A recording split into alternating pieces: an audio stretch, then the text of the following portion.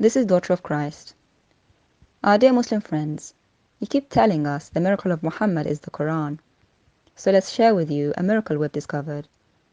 Theological disasters. In other words, disasters about the nature of Allah. Consider this famous surah, Surah 109, where Muhammad is talking to the unbelievers. Look at verses 3 and 5, where Muhammad talks about the one he worships. He refers to Allah as what I worship, ma a'bud. Dear Muslim friends, don't you find this strange? The word what refers to a thing and not a person. It should have said whom I worship, which is different in Arabic. The word for that is men, here in the green, the word with the dot on top. For the non-Arabs, the word in question in the verse is ma, which simply means what, as the translation correctly states. Is the word that looks like a circle, linked to a dash, linked to a vertical line, and is pronounced as ma. Please remember what this looks like, and look it up in any Arabic grammar book. It refers to a thing without consciousness.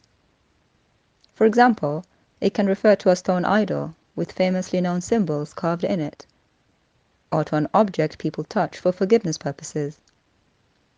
Therefore, we must conclude that when Muhammad was referring to what he worshipped, it was a what and not a who, a thing and not a person. It may interest you to know that this is not the only time in the Quran Allah is referred to as a thing. Here, in Surah 92 verse 3, we see that same ma again. The translation would like you to believe it says, and he who created the male and the female. But if this were the case, it would have used the word men, remember the one with the dot on top? But it doesn't. It uses the word ma, the thing without consciousness. So the correct translation is, and what created the male and the female. This is a glaring disaster in the Quran, as it seems to be a Freudian slip of a pagan 7th century mind that is used to referring to deity as an object. Dear Muslim friends, I hope you've benefited from this very simple Arabic lesson, but if you're still not convinced, let's look back at Surah 109 one last time.